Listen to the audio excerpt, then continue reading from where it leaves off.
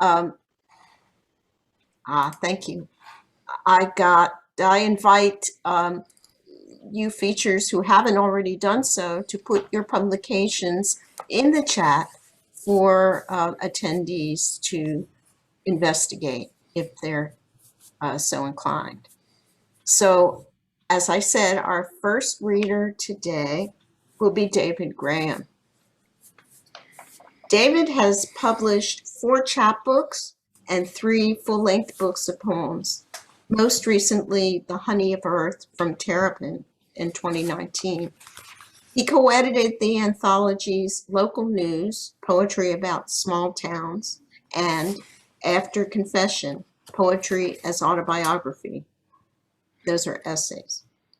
His poems and essays have appeared in numerous journals and anthologies and have been featured on Poetry Daily and the Writer's Almanac. Take it away, David. Oh, okay. Hello, everybody, and thanks for being here. It's those of you I know and those of you I don't. Hi, Marianne. Long time.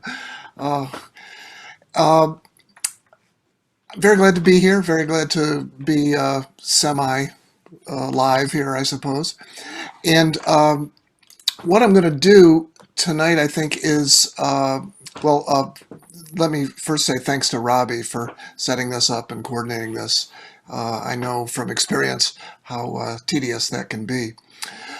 Tonight I want to read a few really short poems that are also newer poems. It's a challenge for me oftentimes to write short ones, and so I'm always trying to see if any of them come out. And then I do want to read a favorite or two from my book, The Honey of Earth, which came out in 2019 from Terrapin Books. And then the pandemic happened, so it's nice to have a chance to take it out for another run around the track here. Here's one that appeared a couple years ago in Verse Virtual, as a matter of fact, called 21st Century Song. 3 cars in a row, dark, sporty jobs, whoosh out of the parking lot. Some meeting must have just let out. Alone at each wheel, a man in a suit, cell to his ear as he drives, one-handed, all talking fast, perhaps to each other, each face angry as a match head. And here's a little one that should appear in the October issue of Verse Virtual, as a matter of fact. Today, 2 things happened. My dog sneezed on the sidewalk, and a passing boy blessed him. I bought a new phone, but the first call was a woman asking for Kenny. Bless you, Kenny. If you ever read this, somewhere a woman is looking for you. One more somewhat short poem. We've had a couple deaths in our circle recently, and this happens to be the most recent poem I've written. And it's called Next Time You See Her. After a death come the ordinary shocks. Thinking you glimpse her at a crosswalk as you sit there with your foot on the brake till the car behind starts honking. Or in your dream she's opening a door, starting to speak, but you can't quite make it out. Then abruptly you're awake, your heart gradually slowing down.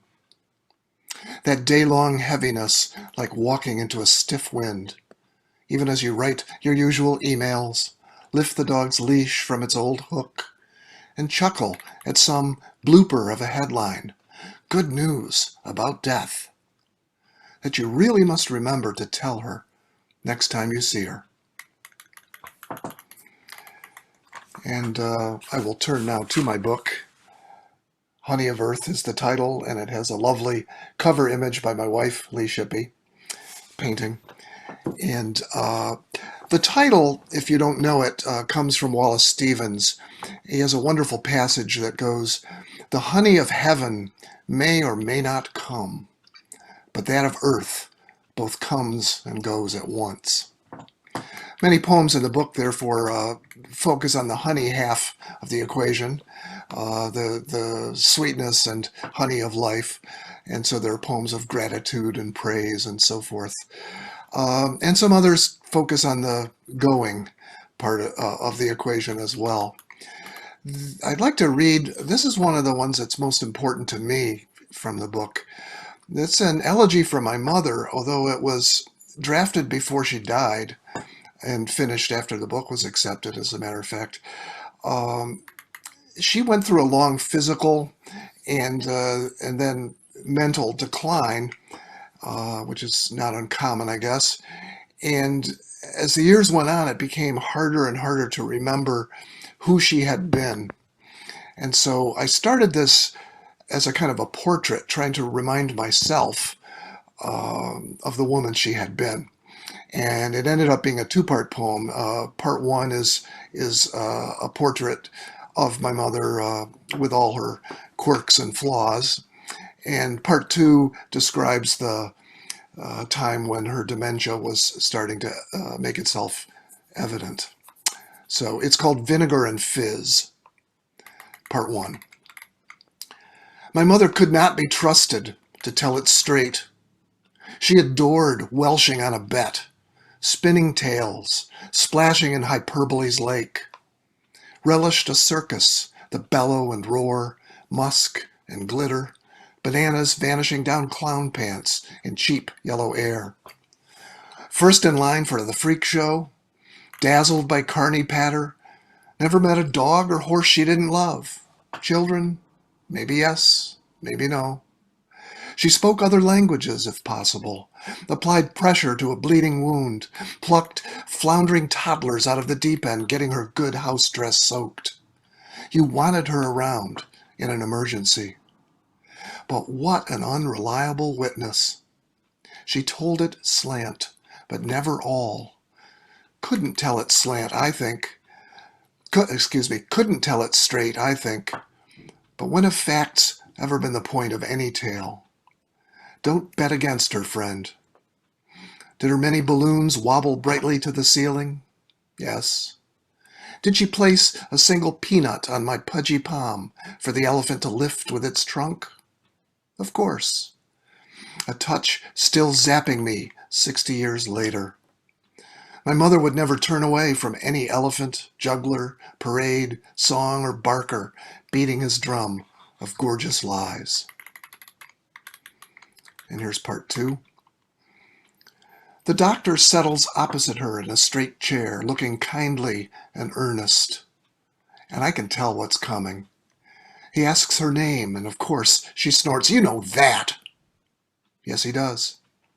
But then he inquires if she can say what season. She looks around the ward craftily. Decorated tree, tinsel, cartoon snowflakes stuck to the windows. It's almost Christmas. What are you getting me? Next, he wonders if she knows the year. She glares into his face, allows a sullen pause. Then, 1937, she says. And so it is. She's going on 16, a girl ready to burn and roam, nobody's fool, a spitfire, all vinegar and fizz.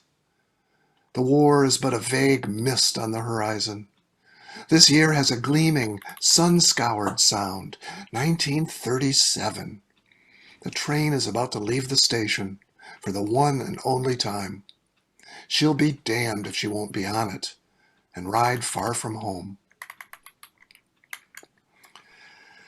I think I'll end with a contrasting poem. This is the honey part of the equation I mentioned. And this is an older poem called The Dogs in Dutch Paintings, which is about just that. And if you ever want to find me at an art museum, go to the Old Masters gallery, and there I'll be looking for the dogs, who are surprisingly often in the corners of those paintings. The Dogs in Dutch Paintings. How shall I not adore them, snoozing right through the Annunciation? They inhabit the outskirts of every importance, sprawl dead center in each oblivious household. They're digging at fleas or snapping at scraps, dozing with noble abandon while a boy bells their tales. Often they present their rumps in the foreground of some martyrdom. What Christ could lean so unconcernedly against a table leg, the feast above continuing? Could the Virgin in her joy match this grace, as a hound sagely ponders an upturned turtle? No scholar at his huge book will capture my eye so well as the skinny haunches, the frazzled tails, and serene optimism of the least of these mutts, curled in the corners of the world's dazzlement. That's it. Thanks all. Thank you. I just love that last poem, being a freak for ekphrastic. Our next reader will be Lilian Necakov. She's the author of 6 books of poetry, numerous chapbooks, broadsides, and leaflets. Her new book, Il Virus, or Virus, was published in April 2021 by Anvil Press, a feed dog book. I'm not sure what that means, but in 2016, her chapbook, The Lake Contains an Emergency Room, was shortlisted for BP Nickel Chapbook Award. During the 1980s, she ran a micropress called the Surrealist Poets Gardening Association and sold her books on Toronto's Yonge Street. She ran the Bone Shaker reading series from 2010 to 2020. She lives in Toronto and just might be working on a new book. Go on, Lillian, go ahead. Thank you so much, Robbie. Thank you so much to the other readers. I'm honored to be reading with you, and thanks to everybody for being here. I'm going to read probably, I think, 3 or 4 newish pieces that aren't from the book, because I've just been reading a lot from the book, and so I want to take a break, but I will read one piece from the book. The first one is called Botany Lessons. The world asleep in the wolf moon's arms, March already here, again at 5 a.m., and I am not asleep thinking about the woman who died under Pennsylvania Avenue, under a bridge that was her own private heaven and sometimes trickster.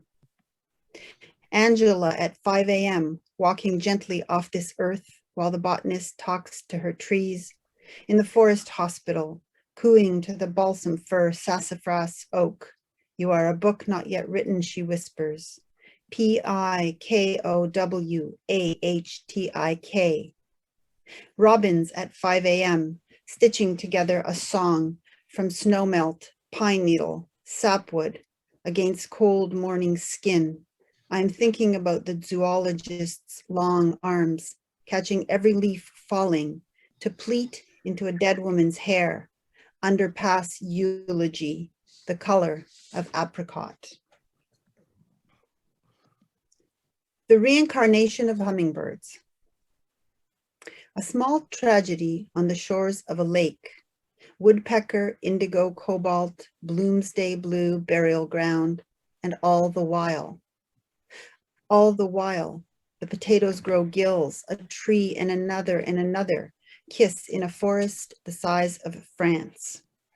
While I come to the conclusion that love is not a rusty bucket, bred to resemble a heart, while my daughter's bristly mane girdles the house like a gin fizz bloodletting along history's gilded rooftops, while a bomb dressed as a raincoat enters the bus terminal, a hand Laurel and Hardy's its way into someone's pants, while electric chairs hesitate against the scar tissue of memory they once believed in God, while the mine shaft's lungs blossom into water lilies the size of graves heaped with mud-trousered prospectors, while June winds scatter nameless ashes, ferrying us across the threshold and into riot time. While we forget to stop at red lights, the sky follows us like skin all the while. And all the while, It's just the reincarnation of hummingbirds.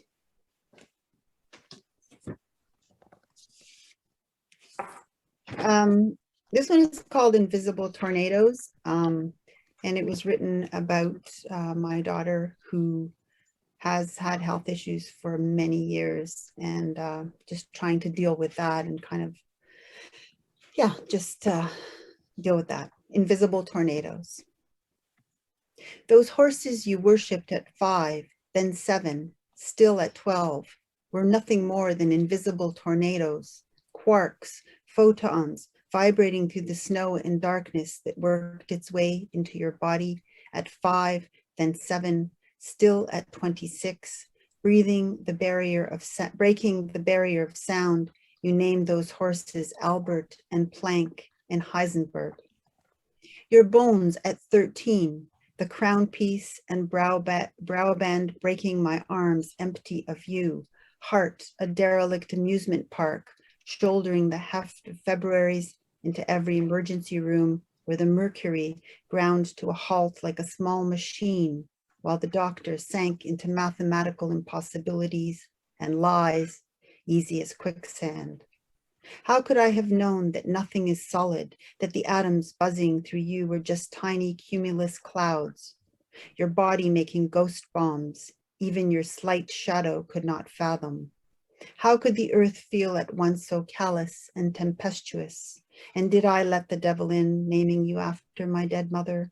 How could I have known that every night would fall into my lap like a damaged stethoscope, sculpting you into an ache as impossible as those horses we once worshipped?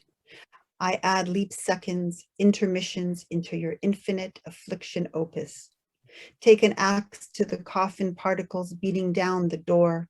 Watch them splinter like horseshoes into nothing but dark matter.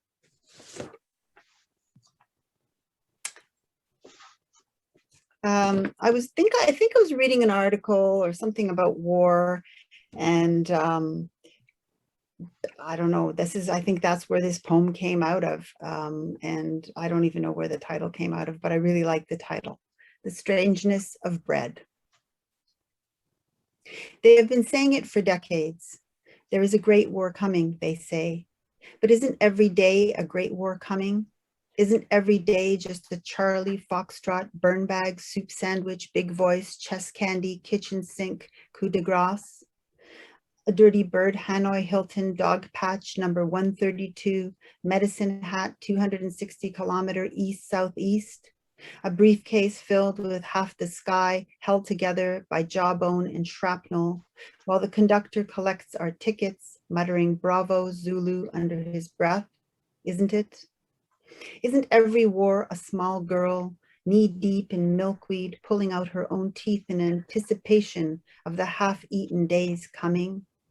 A young woman sprawled out across the linoleum floor in Jesus slippers, ribs 20 whole, 4 broken. A mother holding her daughter against the thick fog of a number 1 GI's breath.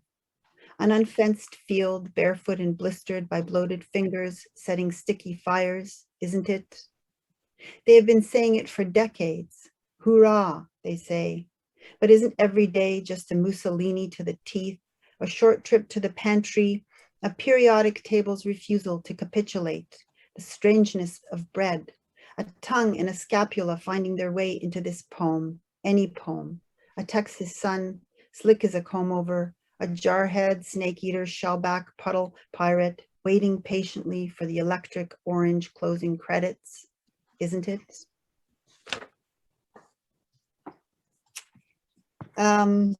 Actually, I think I might have time to read a couple from this. Do I, Robbie, am I okay? It depends how long. Okay. 323. Just short, yeah, okay.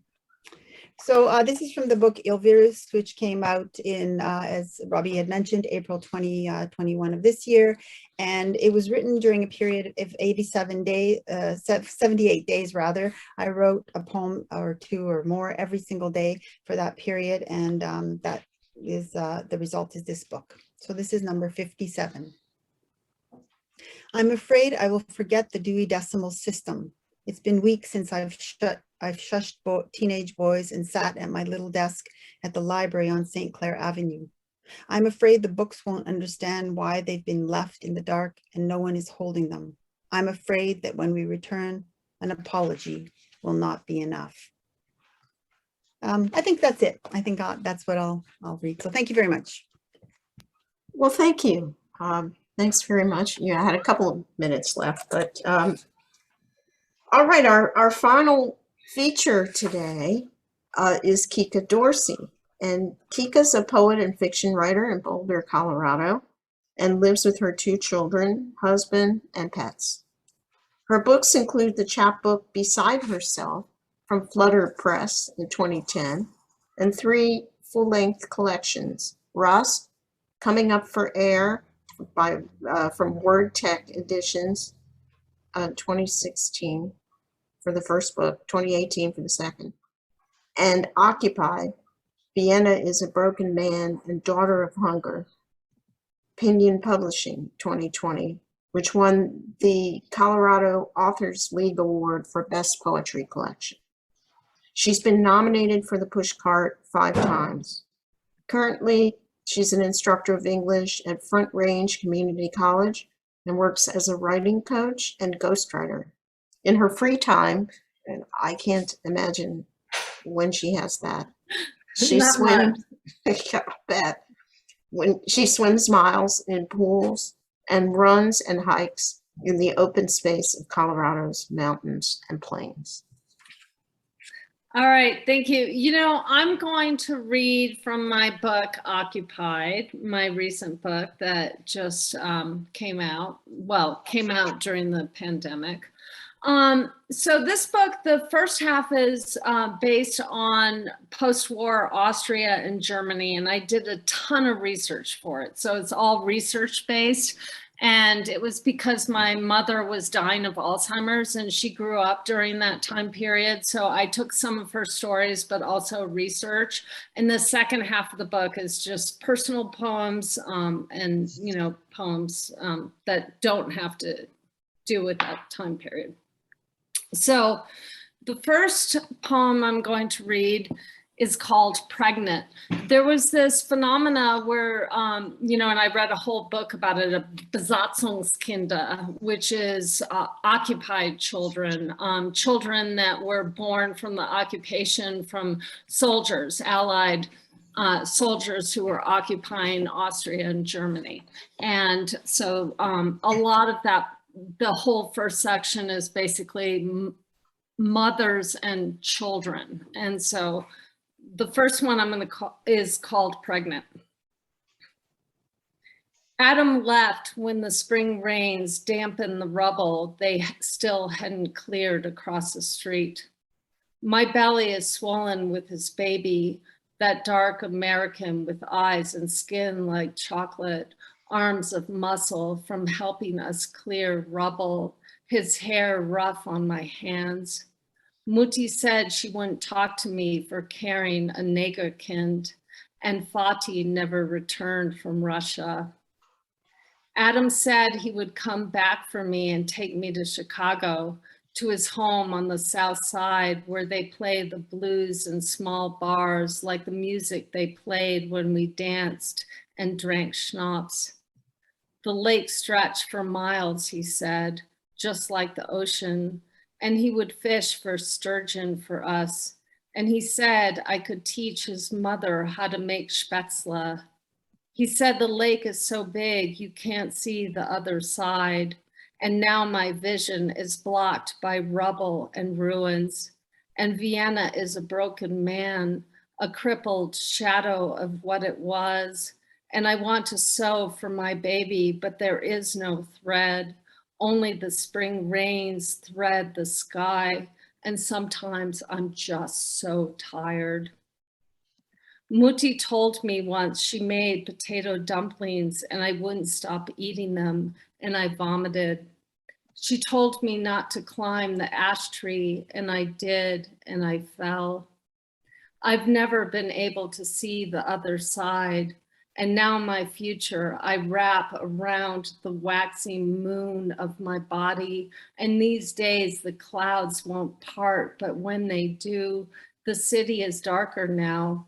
And you can see the scintillation of stars like city lights, like Vienna when he sang, and the boats on the Danube carried gold.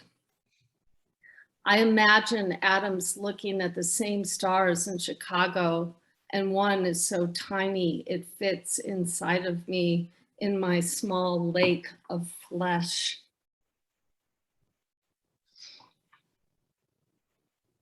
And this next one is Marley, a character I read about. We lived in a small wooden house in Frankfurt, Mutti, Oma, and I. I was born from a Russian soldier, Grisha, who lived with them after the war. They did his laundry, fed him, sewed his worn uniform. My mother went with him to bars where they drank schnapps and danced. When Mutti was heavy with me in her belly, he left to transport Russian soldiers to the Ukraine. Mutti never heard from him again. My mother was a sunset on a winter day. My mother was wounded in a different way than the soldiers. And when she grabbed my arm to drown us in the river Oka, there was no harvest that year. And I had a bee sting on my thumb that throbbed, and I cried, pulling myself away, and ran home. The day I was to marry, Mutti locked herself in the kitchen, turned on the gas stove, and curled in a corner. We found her, and then we said our vows. I seek my father, but the German cross says they only search for German soldiers. But I won't give up. On my mother's deathbed, after years of silence, she told me of him, finished all the bits of whispers I caught as a child, his dust on her breath, all the strands I wove into dreams when the nights were cold and I needed him the most.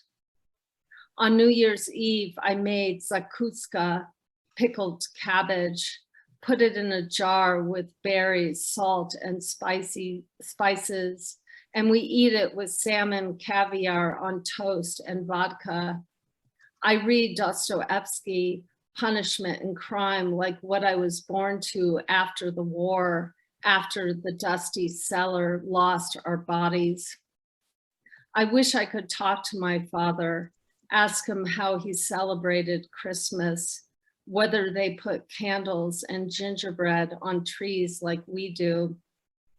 This year, I lit the candles and sang Silent Night and thought how the silence seeps into my day, and I wrap absence around me like a shawl, and sometimes not knowing keeps you warm, and sometimes I want to feel the bite of the cold.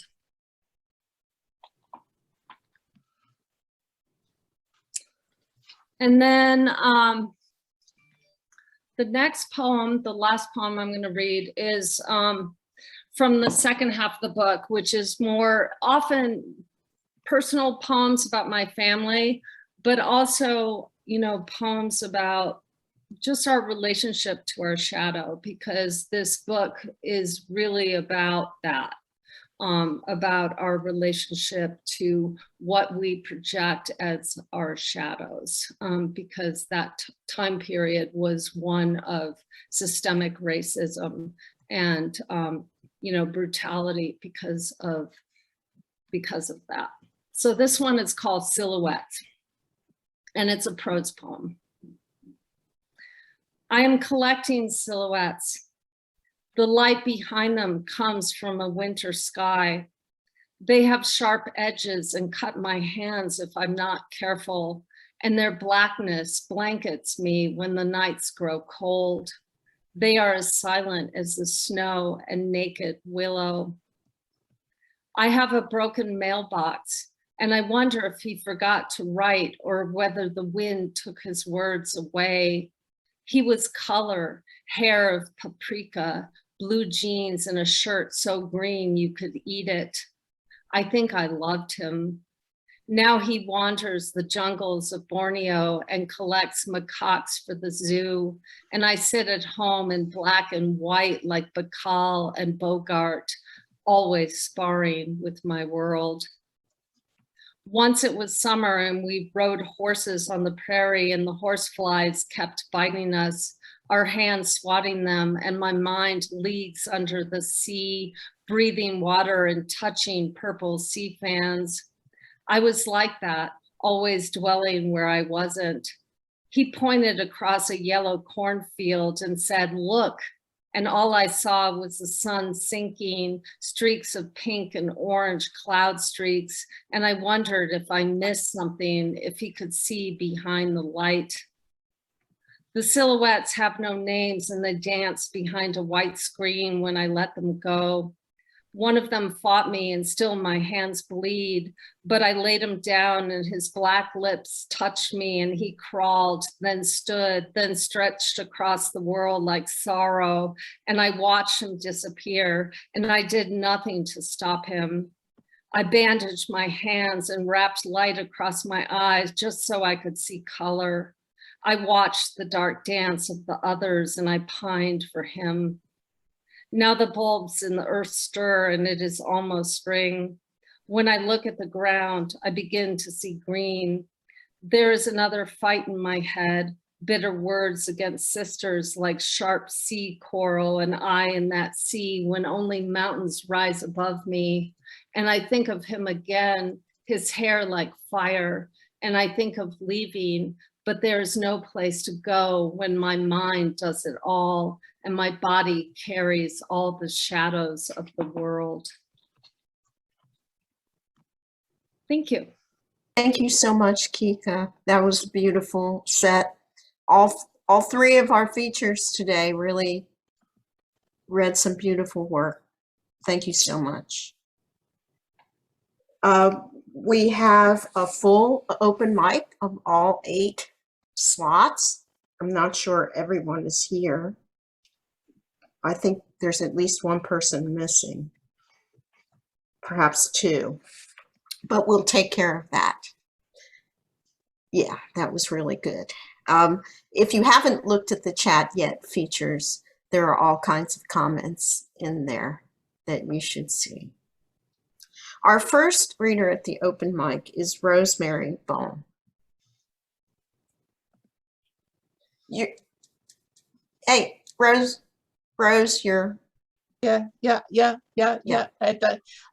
To be polite, I mute myself and then I forget about it. Yeah, me too. So here we go. It's one poem. It's not too short. It's not too long. And it's a what if poem. I do write them, sometimes speculating on what could be. 1, you get to your afterlife and God has gone AWOL, visiting his friends downstairs. Nobody cooks for anybody. The angels are worn out, thin and gray. Even the clouds look shabby. The harps have lost their strings.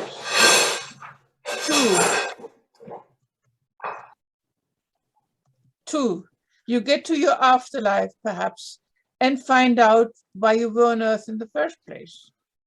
There was something like a gas leak in heaven, and some had to be evacuated, losing their wings while they waited to be recalled.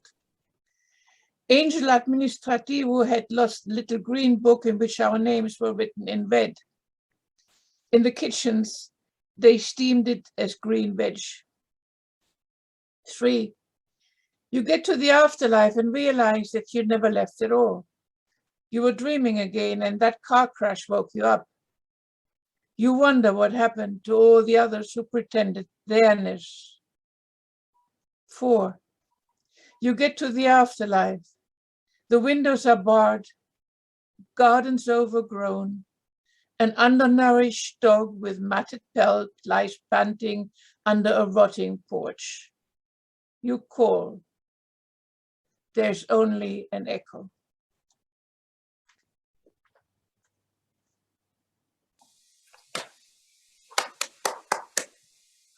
Thank you. Thank you, Rose. I think that's my lot, no? Or do I have another one to go? Well, What's okay. the time? What's the time? I don't know. You tell me. It's 3:36. No, I mean, how much time do I have left? Go ahead and read. If it's short, go ahead and read another. It's short, yeah. It's another what if. If I were to look out of my window, wondering if you will ever return, or if you will just continue to hide there in the bushes on the edge of your yard where we first kissed on that quiet summer evening not long ago after drinking 2 slush pop. No, I think I don't read. There's too much noise. Oh, I'm sorry. It's me. It's okay.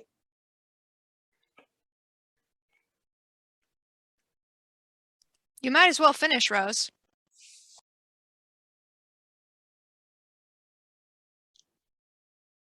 I don't even know where I was. What if I were to look out of my window wondering if you will ever return, or if you will just continue to hide there in the bushes on the edge of your yard where we first kissed on that quiet summer evening, not long ago after drinking 2 slush puppies, strawberry and pink lemonade from Big Bertha's roadside hot dog and burger stand. But now I see you edging your way across the lawn, your Metallica t-shirt glowing in the summer moonlight, when you trip on our Mr. Turtle pool and slip into the slightly contaminated water, sending the whirligig beetles out in a frenzied rush to find a new home, untroubled by haphazard destruction from unseen gods who slay and maim on a whim like cruel overlords of their realm. The way you randomly destroyed our love by your reckless abandonment of our vows, by selecting Betty Lou Blitzinger as your chemistry lab partner. Thank you. So sorry, they're a bit odd. Okay. Our next reader at the open mic is Caitlin Buxbaum. And I'll turn my mic off. Sorry. Thanks, Robbie. Yeah, I had my camera off because Wi-Fi is not so great here, and it seems to struggle with Zoom lately. So I've seen a lot of you before, I think, or seen you on the site anyway. I'm just gonna read 2 recent poems I had, including the one from Verse Virtual. But before I forget, if you haven't heard, my collection of fiction just came out last week, The Birthday Picture and Other Stories, so I'll link that in the chat. And if you are strictly poetry, my last book of poetry was Interstitials, and you can also get that from Red Sweater Press, which I will put in the chat. The first poem I'm going to read is called Tessellation, and it was published in The Nonconformist. Unspooled by your gravity, each pliant thread of me is stretched across this grated plain, steeped in deep drinkable air. You place the pins on the board to shape me.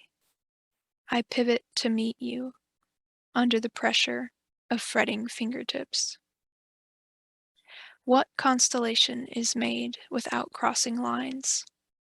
Stars are gapless, but leave plenty of space to hide in the dark. Pull my satin strings a little tighter. Dare me to snap. Believe this pattern was made to be broken. Give me a second here. Too many windows. Thanks. Okay, so the one that was published in Verse Virtual this month is called Malacology, and actually both of these poems were based on rattle prompts. The last one was something I wrote in response to one of their ekphrastic images, and this one was a prompt where we had to do like a random Wikipedia search, and malacology was the word that I got, which is like the study of mollusks and squids and things like that. There is a slowness to every movement made in the wake of heartbreak, a spiraling ache that dulls the senses into believing the body is nothing more than a shellless mantle, a soft, slick sack of sadness, ripe for extermination. but study the self long enough, and survival appears within reach. Progress isn't pretty, but the turns of tenderness carve a path. Thank you. Thank you. I apologize for the uproar downstairs. It sounded as though things were collapsing in the kitchen. I think it was just my husband washing dishes. Marianne Hurt is next. Is she here by some chance? Yes. Hi. Oh, I'm hi. here. Yeah. Hello. I'm going to read from a new book that just came out in July called Once Upon a Tar Creek Mining for Voices. And Tar Creek is in northeastern Oklahoma, and it's been called the worst environmental disaster no one has heard of. The water is orange there, and lead and zinc mining took place until the late 1970s. And my grandpa was a lead and zinc miner, and my grandma and great-grandma both worked at the Quapaw Indian Agency where the lead and zinc were found. So all kinds of convoluted, crazy stories came out of that water. And 20 years ago, I had an encounter with a really strange creature in that orange water, and that really got me started writing this book. So I'm just going to read a few poems from the book. So the first one is really kind of strange because it was a really strange event in my life, and this is a persona poem about the Tar Creek Monster, or the Tar Creek Monster speaking. The Tar Creek Monster speaks, May 29th, 1994, Miami, Oklahoma. I didn't always look this way. At one time, my feathers ruffled sunlight, made the whole world feel brand new. In those days, skinny dipping boys, belly flop, dog paddled down this creek, then cast lines for my brother fish. Supper for whole families back then in Depression time. Now I lay low, don't show my face, know what a fright I really am, some kind of freak, half bird, half snake, some kind of hybrid nobody wants to see. But one dawn, the sun too sweet to hide from, I chanced my way back to Tar Creek. Don't expect nobody, this just start of light blew me into full-blown day. I feel the heat, let go my dread, look up and see a woman staring straight on. No fear either, appears we had this all planned. 6:05 a.m., Tar Creek Bridge, just east of NEO College, May 29th, 1994. We take measure of each other, no right is rain. This is who is ready to hear the stories. So the stories just kept coming out of this strange place. Like I say, the lead and zinc were found on Indian land. And when the mineral rights that were supposedly supposed to be for these Quapaw people that lived there ended up being, there was competency commissions, and my uncle's, how was that? My uncle's girlfriend back, 70, 80 years ago, gave me copies of her grandfather's competency papers. And if you were declared incompetent, then you were no longer able to control your own assets. And I learned about a man that had been declared incompetent and insane and sent off to the Hiawatha Insane Asylum for Indians, which is a story I never knew about until, well, just recently. So this is the incompetent, restricted Quapaw Indian, about 50 years old, 1924, Griffin Cemetery, Quapaw Agency, Oklahoma. Now you see him, now you don't. And there he is, lined up with the old Quapaw men. Still had his hair those days, all smoky black braids. Look careful again. See his fist hold that old lump of lead. He carried it back then, made him rich. But now they call him crazy, incompetent, give him a guardian, send him to Hiawatha Insane Asylum for Indians way up in South Dakota. No more money, no more self. Do-gooders write a book, Oklahoma's Poor Rich Indians, an orgy of graft and exploitation. Get folks all stirred, close down Hiawatha. Town fathers buy up the place, build themselves a golf course right over those crazy dead Indian brothers and sisters. Back to the agency mute now, lips so tight. Now you hear them, now you don't. There really is a golf course over the graves of those people up in Canton, South Dakota. Thank you. That's very sad. Thanks. Oh, it's a crazy story. And that's it for the open mic for 2 poems. Okay, Gotcha. All right, Alrighty. thank you. Our next person at the open mic is Lori Howe. Hi, thank you, Robbie. And thanks also to Jim Lewis for his tireless work on Verse Virtual. I'll read two short poems that have recently appeared in Verse Virtual. This one, A New Law of Liquids in Flight, is in the September issue. A New Law of Liquids in Flight for Patrick.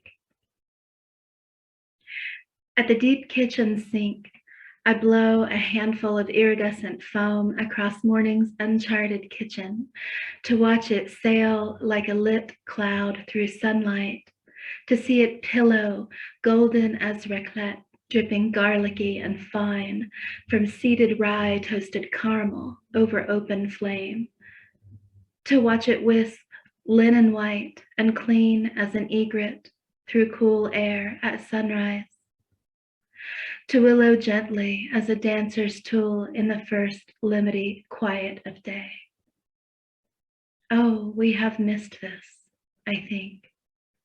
Missed a knowing that liquids can be anything, anything, while in flight.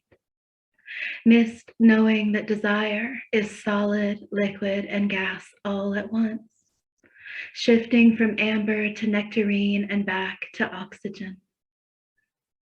Oh, my love, the heart is not a scientist, but a container meant to leak a little, a jar of honey on its side, a slow streaming out. Once freed from the glass ribs of logic, its contrails supping us this fleeting, sticky mouthful of sweetness, where we lie together in the fragrant shade of wild pinions and clementines.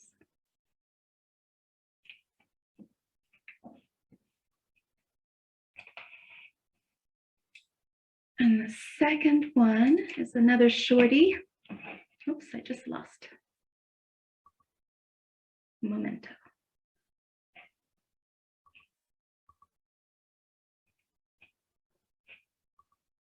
Sorry, somehow I just lost it. Just a second.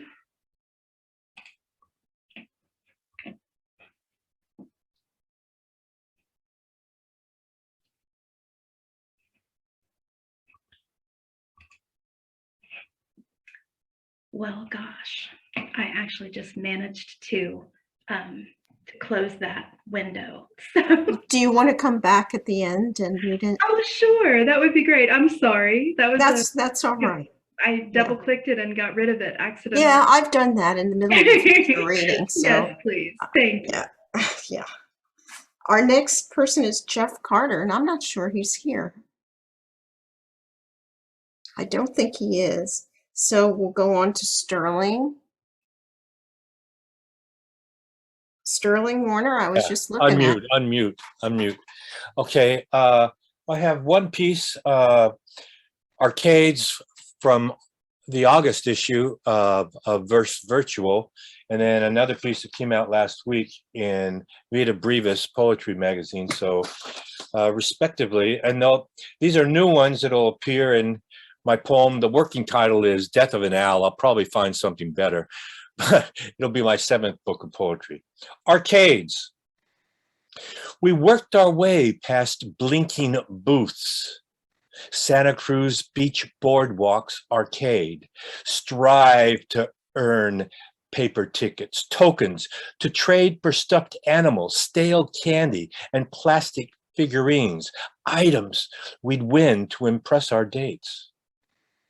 Tossing baseballs at lead-filled dolls and iron milk bottles, squirting water in tubes, ping pong orbs rising, throwing darts that glanced off balloons, spending freely, we never backed down, so certain of our aptitude to beat rigged games, assured we'd walk away armful victorious.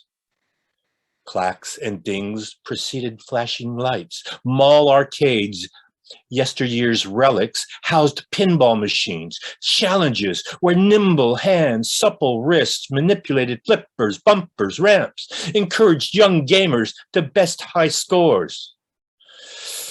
No longer competition's epicenter, penny arcades morphed into gaming casinos where skee-ball, air hockey, and commercial Nintendos inspired self-indulgence over masterful play. Now champions accept parking validation from redemption centers in lieu of trinkets and toys. So thank you.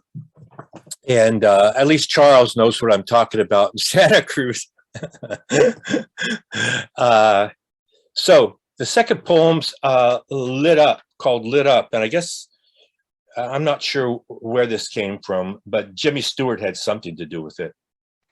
Lit up.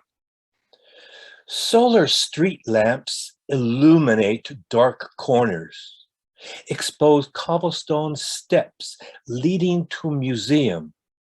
There, relics rest behind bulletproof glass, and mischievous shapeshifters oogle, point, pontificate about the essence of classical art permeating civilizations to advance tribal standing, facilitate religious rituals, celebrate birth and rites of passage in life and the hereafter. Still, even sun-powdered lanterns pale in comparison to flickering mysteries hidden behind gaslight flames. Dancing rabbits encased in beveled glass, casting surreal prisms well sheltered from wind and inclement winter ice. Innovation's holy manger cradles nimble wicks, sidewalk flood beacons, or well-lit cellular devices showcase carefree pukas, drunken arms locked around metal poles, swinging in circles until taverns close. Thank you. Thank you very much, Sterling. Our next reader is Charles Perron. Well, hi, Sterling, Robbie, David, Lillian, Kika, Jim, Marianne, Rosemary, Mark, Lori, Steve, Caitlin, Scott, Cindy, Rebecca, Jonathan, Enki, and Linda. So I am going to read revised versions of things from the Austin Independence Airport Poetry Prompt Circle of this month. And each of them is preceded by epigraphs that are haiku, or at least counted 575. So the first one is Doubting Thomas. The epigraphs read, "O Doubting Thomas, why do you not believe me, divinely inspired? Up next on my list, an act known for all these years, Sir Doubting Thomas." The poem itself reads, "Thomas is my brother, really. Why would I lie to you about that? He has a habit of throwing water on everything I say. You might say my words are all wet when he is around. I asked our mutual birth mother if there was any particular reason that my fraternal sibling should be or act this way. It turns out, according to her, there is. He read the book, the Bible, and among the personages whom he most admired was a certain Mr. Thomas, first name Doubting.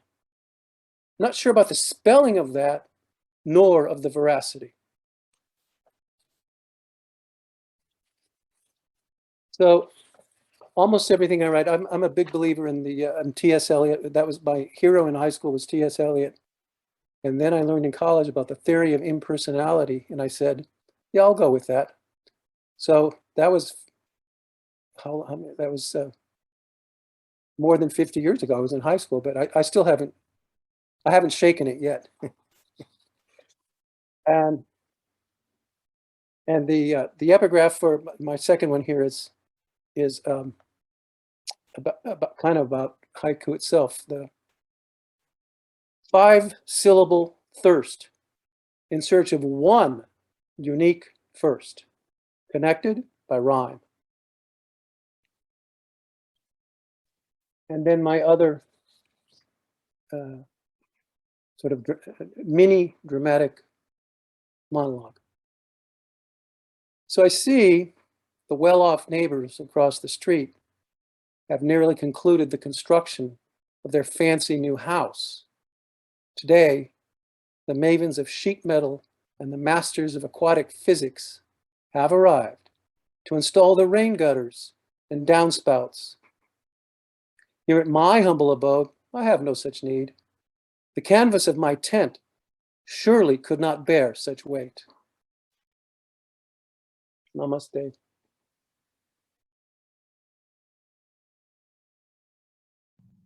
I don't believe our last person who signed up is here, and that is Robert Knox. I didn't see him. You Haven't are? seen him either. Okay. There you Yeah. are. You're there? I'm looking for him. I don't see him. His name's not on the list. Yeah. Well, Lori's Okay. still here. Lori can read her poem. Thank you for your patience there. I don't know exactly what I did, and then I got flustered. So anyway, so this little poem is called Swan, after Mary Oliver. I wrote this in April, back when we were all still sort of huddled inside. Hopefully we won't return to that, but at that time, it seems like many of us hadn't seen or touched another person in 5 or 6 months. So I wrote this at a writer's conference, and I thought I was writing it for all women, and I was, but I think I was also writing it for myself. Swan. You do not have to be every woman who has ever lived. You do not have to be a swan in tulle, a silent movie ballerina cloaked in bioscopic grace, toes bleeding invisibly into the cups of your shoes. You do not have to be a siren in blue satin, every golden strand in place. You do not have to be luminous as a watch dial in the dark quiet of these strange days. You must only be able to breathe in the rain, to let your face find what it loves, to open your hands to this spring's snow, to welcome it with heat and light. You do not have to freeze, green-veined as marble, for lack of touch. 2,000 miles away, pelicans open their prehistoric mouths above a turquoise sea, thinking only to solve the equations of hunger and fish, of what it means to be whole. Whoever you are, you'll be someone else tomorrow. Today you are nestled down in the extraordinary forest of your own body, a creature warm and quiet. You are already home.